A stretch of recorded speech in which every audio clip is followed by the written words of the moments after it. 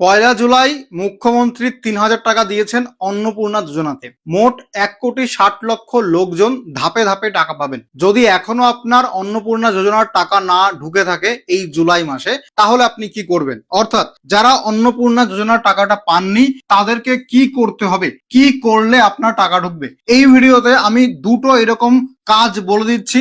এই কাজ দুটো করলে আপনার টাকাটা ঢুকতে পারে।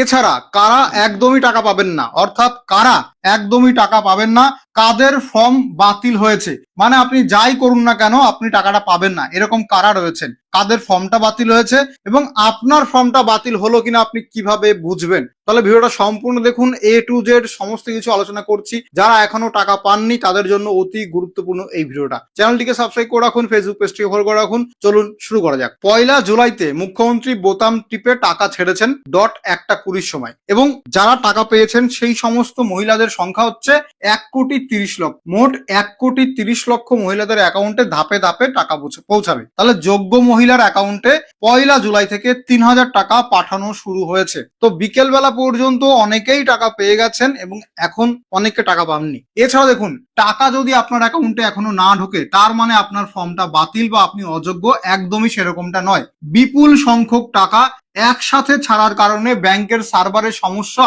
হচ্ছে, অর্থাৎ 1,30,00,000 মহিলাদের অ্যাকাউন্টে টাকাটা একবারে যাওয়া নিশ্চয়ই সম্ভব নয়। তাহলে পয়লা জুলাইতেই সবাই টাকা পাবে না। পয়লা July, 2nd July, 3rd July, 4th July এইভাবে কিন্তু টাকা পেতে থাকবেন। তাহলে এখনো যারা টাকা পাননি, হয়তো ব্যাংকের সমস্যা, আপনার ব্যাংকের সার্ভারের সমস্যা, যার কারণে একটু দেরিতে হলেও টাকাটা আপনি পেয়ে যাবেন। ঠিক আছে, তাহলে লট অনুযায়ী টাকা পাঠানোর কারণে অনেকের অ্যাকাউন্টে টাকা ঢুকতে দেরি হচ্ছে, বাকি লটগুলো টাকা খুব শীঘ্রই ছাড়া হবে। তাহলে কারা কারা অন্নপূর্ণা ভান্ডারে টাকা পাবেন সেই ফাইনাল লিস্ট প্রত্যেকটা বিডিও অফিসে চলে এসেছে, এবং সেখানে লট নাম্বার, তারপরে আবেদনকারীর ফোন নাম্বার, নাম এবং আধার কার্ডের 4টে সংখ্যা এরকম লিস্ট রয়েছে। ওই লিস্টে এই সমস্ত তথ্য রয়েছে। তো লট অনুযায়ী ধীরে ধীরে বা ধাপে ধাপে টাকা পাঠানো হচ্ছে।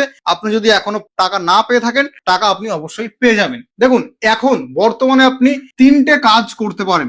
1 নম্বর হচ্ছে কিছুদিন অপেক্ষা করতে হবে। 1 জুলাইতে কিন্তু টাকা দেওয়া শুরু হয়েছে, তো আপনি কম করে 3 থেকে 4 দিন আরো ওয়েট করুন। ঠিক আছে, তো সার্ভারের সমস্যার কারণে SMS আসতে বা টাকা অ্যাকাউন্টে জমা হতে কয়েকদিন সময় লাগতে পারে। অনেকে SMS পেয়েছেন যে পশ্চিমবঙ্গ সরকার SMS করেছে যে আপনার ৩,০০০ টাকা প্রাপকদের দেওয়া হলো, কিন্তু অ্যাকাউন্টে টাকা ক্রেডিট হয়নি। সেক্ষেত্রে আপনার SMS-টা আগে চলে এসেছে, কিন্তু ব্যাংকের সার্ভারের সমস্যা থাকার কারণে টাকাটা পরে হয়তো ক্রেডিট হবে। তাহলে কম করে আপনি 3 থেকে 4 দিন ওয়েট করুন এখনো, দেখুন আপনার টাকাটা আশা করি এসে যাবে। দ্বিতীয়ত, আপনার ব্যাংক অ্যাকাউন্টটা চেক করবেন, পাসবুকটা চেক করবেন। দেখুন, ব্যাংকের অনেকের SMS অ্যাক্টিভ থাকে না, যার জন্য টাকা ক্রেডিট হওয়ার বা ডেবিট হওয়ার SMS অনেকের কাছে আসে না। সেক্ষেত্রে আপনি ব্যাংকের পাসবই বা স্টেটমেন্ট চেক করুন। গুগল পে, ফোন পে বা ATM-এ গিয়ে বা ব্যাংকে গিয়ে বা CSP-তে গিয়ে আপনি চেক করতে পারেন। সরকার SMS পাঠাচ্ছে, অনেক সময় ব্যাংকের মেসেজ আসে না, সরাসরি ব্যাংকে গিয়ে পাসবুক এন্ট্রি করালেই কিন্তু আপনি ব্যালেন্সটা দেখতে পারবেন যে টাকা ঢুকেছে কি ঢুকেনি।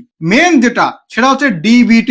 আপনার DBT লিঙ্ক করা আছে কিনা একবার যাচাই করে নেবেন, কারণ আপনার সমস্ত কিছু ঠিক থাকলেও সরকার টাকা হয়তো আপনার অ্যাকাউন্টে ছেড়ে দিয়েছে, কিন্তু DBT আপনার অ্যাকাউন্টে করা নেই, যার কারণে টাকা সরকার ছাড়লেও সেই টাকাটা যাচ্ছে না, বিকজ অফ আপনার অ্যাকাউন্টে DBT অ্যাক্টিভ পাচ্ছে না। কারণ ফর্ম ফিল আপ করার সময় কোনো ব্যাংকের তথ্য নেয়নি, IFSC কোড নেয়নি, ব্যাংকের অ্যাকাউন্ট নাম্বার নেয়নি। আপনার আধার কার্ড অনুযায়ী টাকা ছাড়ছে সরকার, আপনার আধার কার্ডে যেই ব্যাংক অ্যাকাউন্ট DBT করা সেই ব্যাংকে টাকাটা অটোমেটিক্যালি চলে যাবে। এক্ষেত্রে যাদের জয়েন্ট অ্যাকাউন্ট আছে সেই জয়েন্ট অ্যাকাউন্টে যদি আবেদনকারীর DBT অ্যাক্টিভ থাকে, জয়েন্ট অ্যাকাউন্টে কিন্তু টাকাটা ঢুকছে। এবং অনেকে আছেন যারা মনে করছেন DBT আছে, কিন্তু পরবর্তীতে এখন চেক করতে গিয়ে দেখছেন DBT নেই, যার কারণে আপনারা DBTটা করিয়ে নিন, টাকাটা পেয়ে যাবেন। তাহলে অবশ্যই DBTটা আগে চেক করুন, DBT করা থাকলে ভালো, না করা থাকলে DBTটা করে নেবেন। তাহলে এখানে সরকার তহবিল থেকে আপনার DBT-তে টাকাটা দিচ্ছে, যাদের DBT সক্রিয় বা অ্যাক্টিভ আছে তাদের ব্যাংক অ্যাকাউন্টে টাকা চলে যাচ্ছে। কিন্তু সরকার টাকাটা ছাড়ার পরে যখন দেখবে যে DBT অ্যাক্টিভ নেই, তখন কিন্তু তোমার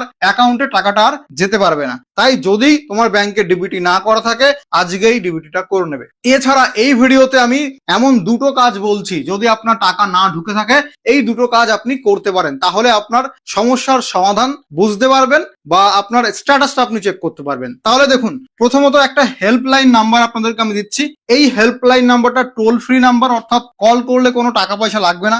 এই নাম্বারে কল করবেন 8282082820। এই নাম্বারে কল করুন। কল করার সময় হচ্ছে সকাল 10টা থেকে বিকেল 5টার মধ্যে, সোম থেকে শনিবার, রবিবার কল করবেন না। তাহলে এই নাম্বারে কল করে আপনি যদি আপনার টেম্পোরারি আইডিটা ওদেরকে বলেন, ওরা সম্ভবত চেক করে বলতে পারে যে আপনার স্ট্যাটাসটা কি অবস্থায় আছে, অর্থাৎ আপনার আবেদন বাতিল হয়েছে কিনা, রিভার্ট হয়েছে কিনা, ইনকোয়ারি প্রসেসে আছে নাকি সাবমিটেড আছে, এই সমস্ত কিছু কিন্তু বলে দিতে পারে এই নাম্বারে কল করে। এটা সরকারি হেল্পলাইন নাম্বার এবং টোল ফ্রি নাম্বার। তাহলে এই নাম্বারে ফোন করে আপনি একবার যাচাই করে নিতে পারেন যাদের টাকা ঢোকেনি। দ্বিতীয়ত, আপনাকে বিডিও অফিসে যোগাযোগ করতে হবে। কোনো সমাধান যদি না পান, সরাসরি আপনার স্থানীয় বিডিও অফিসে যোগাযোগ করতে পারেন। তবে অযথা বিডিও অফিসে গিয়ে ভিড় করবেন না। বিডিও অফিসে কবে যাবেন?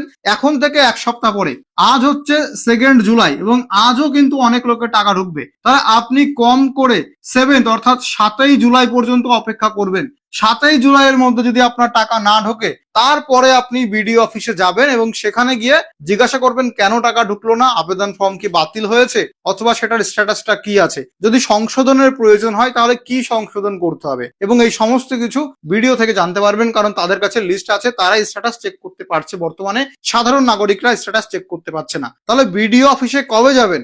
7 তারিখের পরে যাবেন। তার কারণ এখনো টাকা ঢুকছে অনেকের, ধীরে ধীরে ধাপে ধাপে টাকা ঢুকছে। তো 1 সপ্তাহ পরে বিডিও অফিসে যেতে পারেন। এখন কথা হচ্ছে, বিডিও অফিসে যখন যাবেন তখন আপনি কি কি সাথে নিয়ে যাবেন, কি কি ডকুমেন্ট। প্রথমত, আবেদন পত্রের হার্ড কপি, অর্থাৎ যদি ফর্ম ডাউনলোড করা থাকে অনলাইন থেকে ফর্ম নিতে পারেন। ফর্ম যদি ডাউনলোড করা না থাকে কোনো ব্যাপার নয়, যে অ্যাকনোলেজমেন্ট স্লিপটা যেখানে টেম্পোরারি আইডি লেখা আছে ওইটা প্রিন্ট করে নিয়ে যান, বা অফলাইনে যদি আবেদন করে থাকেন তাহলে অফলাইনে রিসিপ্ট কপিটা সেটাও নিয়ে যেতে পারেন। ঠিক আছে? তাহলে আবেদন পত্রের হার্ড কপি না থাকলে টেম্পোরারি অ্যাপ্লিকেশন নাম্বার। এরপরে আপনার সমস্ত ডকুমেন্ট নিয়ে যাবেন অরিজিনাল, কেননা যদি কোনো কিছু সাবমিশন করতে লাগে, কোনো কিছু যদি ভুল থাকে সেটা যদি সংশোধন করা লাগে, তাহলে এই ডকুমেন্টের জেরক্স জমা দেবেন এবং অরিজিনালটা ওরা দেখে ভেরিফিকেশন করে নেবে। তাহলে এই ডকুমেন্ট গুলো নিয়ে যাবেন যখন আপনি বিডিওতে যাবেন। যদি আপনি পঞ্চায়েত বা মিউনিসিপ্যালিটি থাকেন, আগে পঞ্চায়েত মিউনিসিপ্যালিটিতে গিয়েও দেখতে পারেন। যদি পঞ্চায়েত বা মিউনিসিপ্যালিটি লেভেলে এই ভুলটা সংশোধন হয়ে যায় বা আপনাকে সাহায্য করতে পারে, তাহলে বিডিও যাওয়ার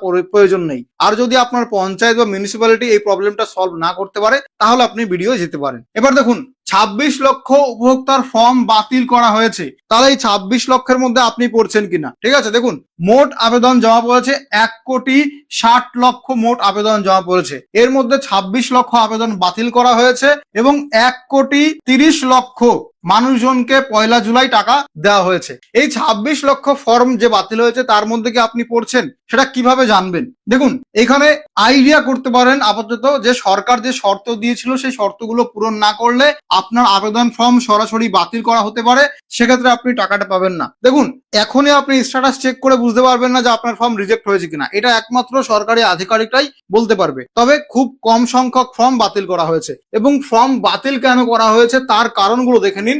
এখানে বয়স, ইনকাম ও লিঙ্গ, মানে ছেলে মেয়ে, তার উপর ডিপেন্ড করে ফর্ম বাতিল করা হয়েছে। যেমন আবেদনকারী মহিলার বয়স যদি 25 থেকে 60 বছরের মধ্যে না হয়, তাহলে তার ফর্মটা সরাসরি বাতিল। এটা শর্ততেই বলা ছিল যে মিনিমাম 25 বছর হতে হবে এবং ম্যাক্সিমাম 60 বছরের মধ্যে। এবার যার বয়স 25 থেকে কম বা 60 থেকে বেশি, তারা কিন্তু আবেদন করলে ফর্ম বাতিল হয়ে যাবে। এরপরে বলা আছে, আবেদনকারী বা পরিবারের কেউ আয়কর দিলে বা স্থায়ী সরকারি চাকরিজীবী হলে ফর্মটা বাতিল। ইনকাম ট্যাক্স দেওয়া মানে তার ইনকামটা ভালো লেভেলের এবং সরকারকে যথেষ্ট পরিমাণ ইনকাম ট্যাক্স দেয়, যার কারণ সে হচ্ছে মধ্যবিত্ত নয়, সে কিন্তু বড় লোকের মধ্যে পড়ে যাচ্ছে, তাহলে তাদের ফর্মটা অবশ্যই বাতিল।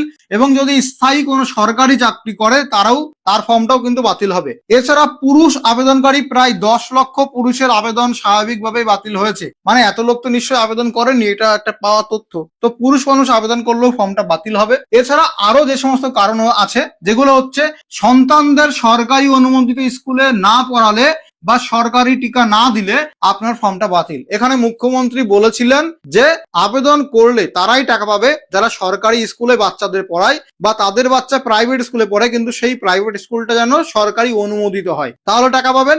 এবং সরকারি টিকা নিলেই তারাই টাকা পাবেন। তাহলে যারা সরকারি টিকা নেননি, যারা সরকারি স্কুলে পড়ে না বা সরকারি অনুমোদিত স্কুলে পড়ে না, সেই সমস্ত বাচ্চা বা সন্তানদের অভিভাবকরা টাকাটা পাবেন না। এছাড়া একাধিক বিবাহযুক্ত পরিবারের সদস্য হলে টাকা পাবেন না। ভারতীয় নাগরিক যদি না হন, যদি ভোটার লিস্টে আপনার নাম না থাকে বা 3-4 জায়গায় ভোটার লিস্টে আপনার নাম আছে, তাহলে কিন্তু আপনি টাকা পাবেন না। এবং মৃত ব্যক্তির নামে যদি জালিয়াতি করে আবেদন করেন, তাহলেও আপনি টাকা পাবেন না। তাহলে ভোটার লিস্টে আপনার নাম থাকাটা অত্যন্ত জরুরি। এবং যদি ভোটার লিস্ট থেকে নাম কেটে যায়, তাহলে সিএএ বা ট্রাইব্যুনালে আবেদন করে রেখেছেন বা আবেদন সফল হয়েছে, তাহলেও আপনি টাকা পাবেন। কিন্তু ভোটার লিস্টে নাম না থাকলে আপনি কিন্তু টাকাটা পাচ্ছেন না।